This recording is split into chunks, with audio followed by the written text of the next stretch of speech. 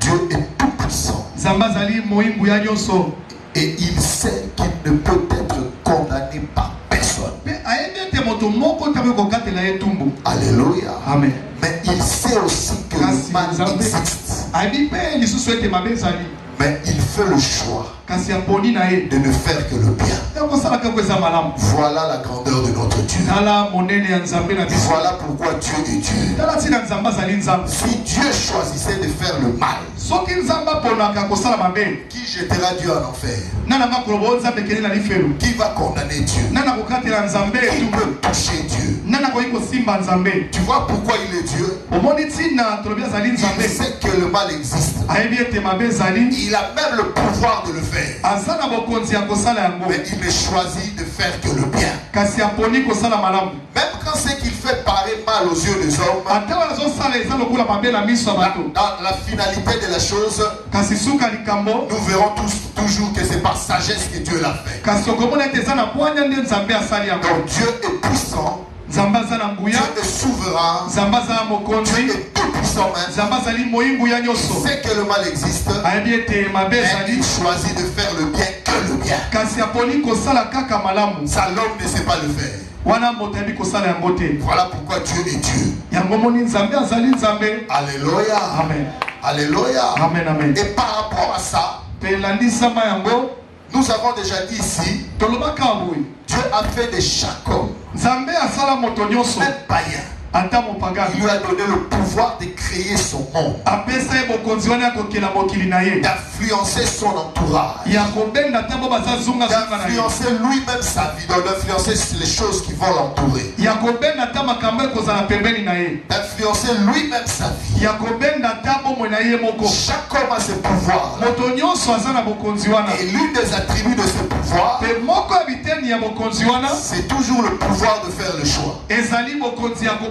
En faisant le choix, l'homme va créer son monde. Puisqu'on dit que le choix que tu fais aujourd'hui déterminera ton avenir. En fait, quand tu fais un choix aujourd'hui, tu es en train de jeter une sémence, de planter une sémence sous la terre de ta vie. Alléluia. Et cette sémence va éclore et va donner ses fruits. Alléluia, dans l'avenir. Tu fais le choix aujourd'hui. Mais sache que le choix que tu fais va créer ton monde. Je veux dire ton monde à venir. Donc dans l'avenir, ton monde, quand je dis ton monde, ça veut dire les choses que tu vas vivre, les choses que tu vas obtenir. C'est par rapport au choix que tu feras aujourd'hui. Les choses que tu vis aujourd'hui, c'est par rapport au choix que tu as fait hier. Ça, tout le monde le sait. Mais moi, je t'explique le processus. Parce que tout est spirituel. Spirituellement parlant, quand tu as fait un choix, donc tu es en train de créer ton monde. Et le monde ne s'est pas créé en un jour. Dieu lui-même a pris tant de jours pour faire son monde. Toi aussi, tu ne vivras pas les conséquences peut-être maintenant. Mais comme le choix a déjà été fait, tu vivras les conséquences du choix que tu as fait petit à petit et dans l'avenir. Et voilà pourquoi nous avons dit, par rapport au choix que tu fais aujourd'hui, tu peux créer dans l'avenir un paradis ou un enfer. Alléluia. Amen. Amen. Amen. Dieu, par rapport au choix qu'il avait fait, il a créé Éden, un paradis. Alléluia. Amen. Mais l'homme, par rapport au choix qu'il a fait, alléluia, Amen. lui va créer le chaos. Les désordres que nous voyons actuellement. C'est à cause du choix que Adam et Ève ont fait. Amen. Amen, amen. Est-ce que tu me comprends? Donc faisant le choix, tu es en train déjà de placer les événements, makambo, les objets, biloko, les gens bato que tu verras dans l'avenir. C'est ton choix qui attire les mauvais gens que tu vois autour de toi ou que tu verras après autour de toi dans l'avenir. Ce sont les choix actuels. Alléluia. Amen, amen. Amen. Amen, amen. Voilà pourquoi tout enfant de Dieu doit vraiment faire le choix de gens qu'il doit fréquenter. Alléluia. Amen, amen. De la même manière, pour ceux qui sont mariés, on fait le choix des partenaires. Dans toute ta vie, tu dois faire le choix de qui devra être ton ami ou non. Très important. Christ dit, dis-moi qui tu fréquentes et je te dirai la personne que tu es. Pas la personne que tu es devenue. Tu es attiré par ta propre nature. Alléluia. Quand tu vois une personne s'associer avec des bandits ou des fumeurs de champs, il te dira que je ne prends pas du champ. Mais comme il aime s'associer avec ces gens, ils ont le même esprit. Même s'il n'a pas encore touché les champs, ils ont le même esprit. Amen. Alléluia. Amen. Voilà pourquoi je me donne toujours d'un frère ou d'une sœur qui aime passer toute la journée au milieu des païens sans chercher à les gagner, mais parce qu'ils se plaignent de leur compagnie. C'est pas normal. Tu n'es pas chrétien. Tu n'as pas l'esprit de Dieu. C'est l'esprit du monde qui est en toi qui te pousse à fréquenter les païens. Voilà pourquoi il y a beaucoup de frères et de sœurs qui ne nous amènent pas des âmes à l'église, mais qui fréquentent les païens chaque jour. Ils ne vont pas amener des âmes parce qu'ils n'ont pas la vie. Ils n'ont pas l'esprit de Dieu, mais ils ont l'esprit du monde. Et qui bien chante, et qui sont aussi les diacres. Si tu n'arrives pas à sauver des âmes, si tu n'arrives pas à mener des âmes,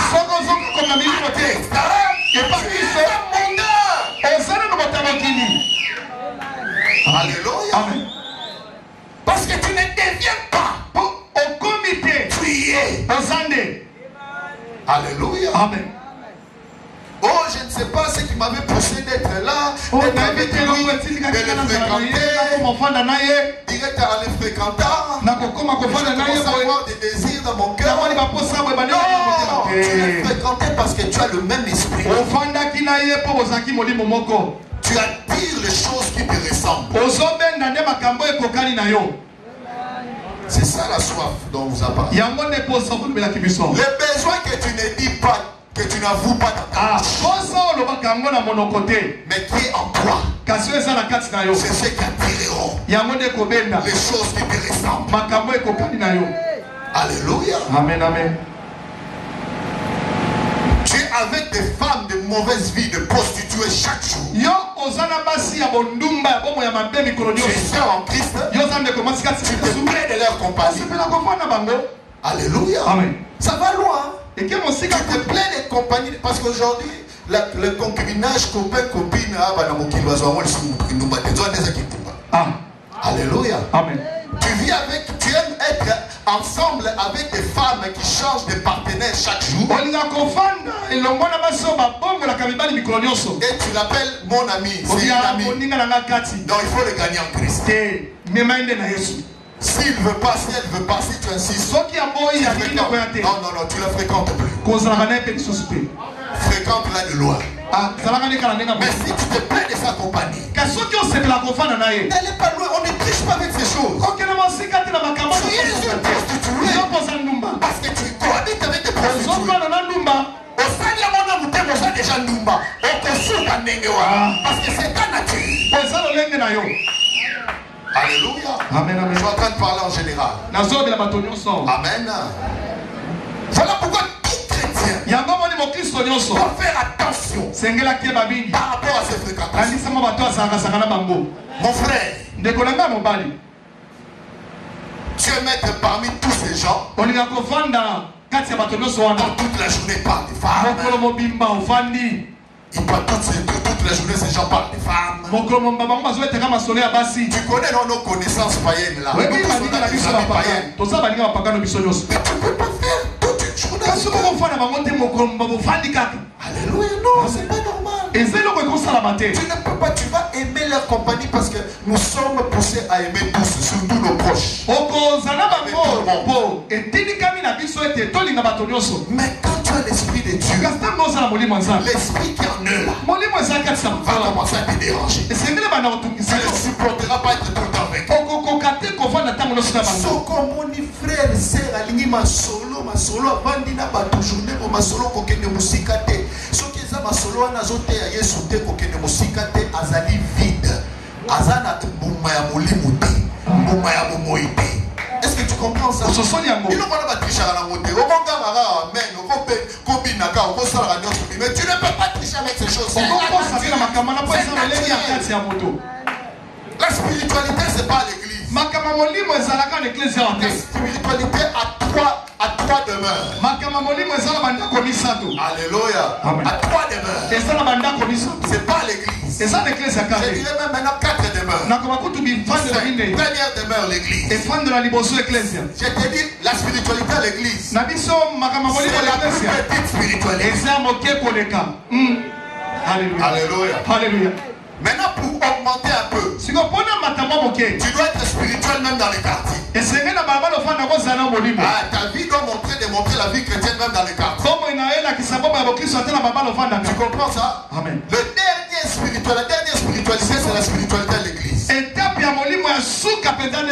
la 5e spiritualité. L'avant-dernière, c'est la spiritualité au quartier. Dans les quartiers.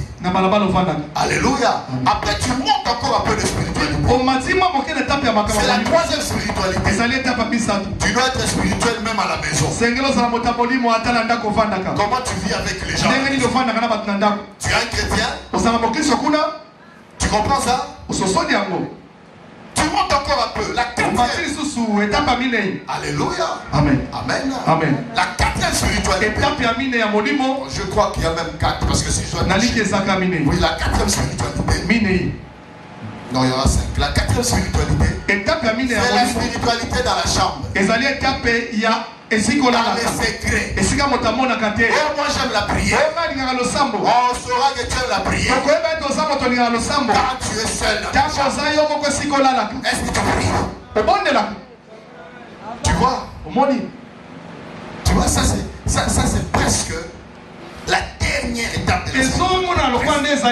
Si tu es spirituel quand tu es seul, donc tu aimes prier, tu aimes lire la Bible, pas seulement devant les gens, pas seulement l'église. En tout cas, tu commences à toucher le sou. Alléluia. Parce qu'il y a beaucoup de frères et de sœurs ici à l'église qui n'ouvrent pas la Bible. Prière de 30 minutes, c'est beaucoup. C'est 3 heures du temps là que tu lui demandes. Alléluia.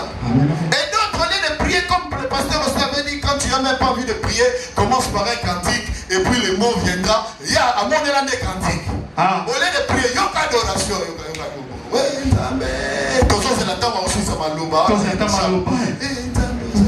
Adoration. Puis, quand tu prends le kick adoration, n'adoration que nous là. Comme ça, l'autre a ange. C'est charnel. Alléluia. Amen. Parce que tu peux aimer la musique sans le Saint-Esprit. Amen. Il y a des païens qui te mettent des musiques chrétiennes dans leur voiture.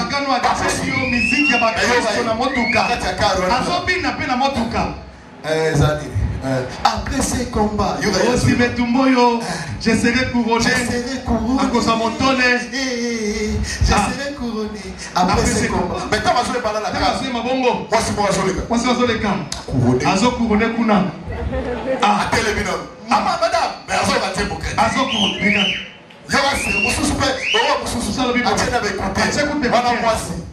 serai couronné.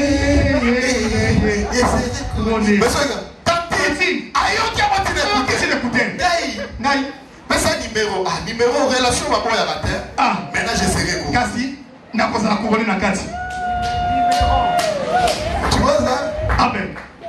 Surtout les comme numéro. Numéro nanga.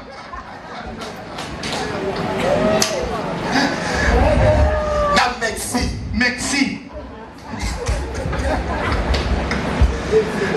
Merci, mais la taxi comme un taxi. Merci, taxi.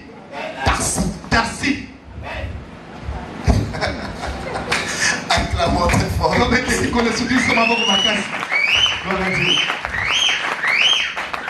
Alléluia. Alléluia. Amen. Même quand on est devenu enfant de Dieu, pour ceux qui l'ont cru, ils l'ont reçu. Ils ont reçu le pouvoir de devenir enfants de Dieu. Non, nous c'est un processus. Nous sommes déjà enfants de Dieu. Alléluia. C'est notre nature. Et depuis que nous avons cru, puisque nous sommes fils et filles de Dieu, nous marchons en vertu de ressembler au Fils de Jésus. Alléluia. Yes. Mais c'est déjà ta nature. Même quand tu étais païen, de la même manière, un chrétien qui se dit chrétien, mais qui aime tellement le milieu païen, parce qu'il n'a pas encore la nature chrétienne. Un enfant de Dieu, quand bien même il était païen, il ne se sentait pas à l'aise. Parce qu'il a la nature d'enfant de Dieu. Azosa qui tombe à la laisse de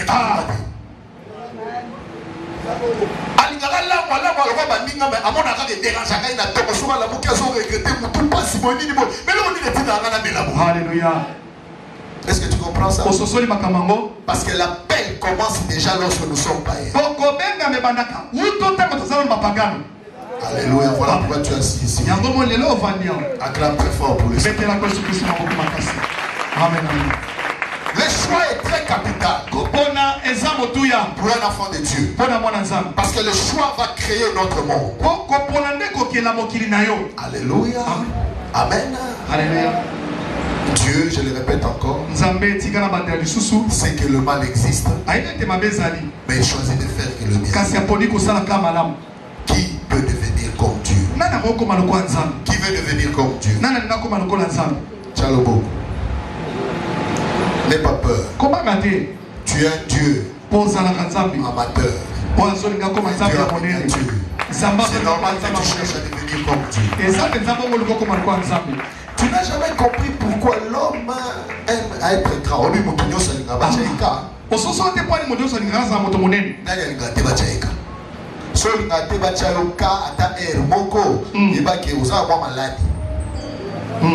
Tu comprends ça? Il y a deux sortes de complexes. Complexe de supériorité. Et ça dit tant qu'on dit maladie. Ils appellent un complexe d'infériorité. Tant que c'est une maladie. Mais pourquoi nous cherchons à être grands? À être remarqué. Même Christ a dit, c'est lui qui sera remarqué. Le plus grand d'entre vous doit être le plus petit. Doit être le plus humble. Tu comprends? Mais humble pourquoi? Pour devenir quoi? Grand. Tu sais pourquoi? Parce que ton Dieu est grand. Yes. Il y a comme toi, tu es un Dieu amateur. Tu es un homme appelé à être Dieu. C'est ça pourquoi tu sens ces désirs de grandeur. C'est comme je t'avais dit ici. Nous aimons le confort parce que notre Dieu vit dans le confort. Si notre Dieu ne vivait pas dans le confort, on n'aime pas le confort. Ce que tu ressens, c'est ce que lui il est. Tu sais pourquoi on se marie, on a des enfants? Qui allait comprendre réellement ce que veut dire père? Quand il s'adresse à Dieu le Père. Comment comprendre que si vraiment Dieu est ton Père? Si toi-même tu n'as pas d'enfant. Donc nous comprenons la paternité de Dieu par le naturel. Nous comprenons le spirituel aussi par le naturel. Donc quand tu verras comment une maman aime son enfant, comment un père aime son fils, alors c'est là où tu peux comprendre aussi comment Dieu peut t'aimer. Est-ce que quelqu'un comprend? Amen. Amen. Donc désirer le confort, ce n'est pas être arrogant, ce n'est pas être orgueilleux. Donc ça vient de ton Dieu. Alléluia. Amen. Chercher à être grand. Grand selon le vocabulaire de Dieu. La grandeur ne veut pas dire pour dominer les autres. La grandeur veut dire devenir utile. Pour les autres. Jusqu'à ce que le autre te remarque. Bien fait que tu Est-ce que tu comprends? C'est ça la grandeur. Voilà pourquoi tu verras même les pasteurs ont oublié le pasteur de réveil. Ils sont devenus comme nos pères là qui ont demandé la décolonisation, l'indépendance en 1960. Quand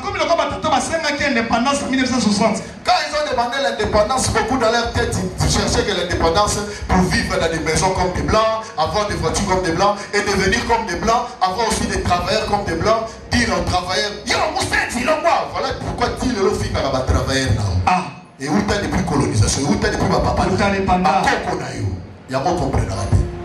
Tu verras jamais un blanc citer son travail. Tu vois? Amen. Mais il va les citer s'il est noir. Parce que lui aussi c'est dans ses gènes. Les gènes de ses grands-parents qui étaient des colonisateurs. Ils ne respectaient pas les noirs. Mais entre un blanc il ne peut pas. Mais tu verras un Congolais qui incite un Congolais travailleur. Et tu verras les pasteurs à Zoko d'église à Niba Bebelake, Algaz à ma frère rapproché, ma frère va Bebelake, ma valise, à Salagabodon, ma frère Bazara. Donc c'est pas mal. Quand dans l'esprit de beaucoup de pasteurs, les frères ils dominent sur les frères. Donc les frères sont ses employés. Ça, tu vois, c'est un esprit. C'est un système des hommes. Un esprit de colonisateur. La grandeur, c'est pas ça. Christ a dit que c'est lui qui va être grand parmi vous, que ce soit celui qui va servir. Est-ce que tu comprends ça? La grandeur pour Dieu, c'est l'utilité que tu es devenu pour les autres. Aujourd'hui, avec des prédications de dominer. Tu es né pour dominer. Les gens croient que dominer, c'est dominer les autres. Dominer sa famille, dominer son entourage. Ça, c'est une prédication placebo. Dieu n'a pas créé l'homme pour dominer sur l'homme. Quand il disait de dominer, c'est dominer sur la création.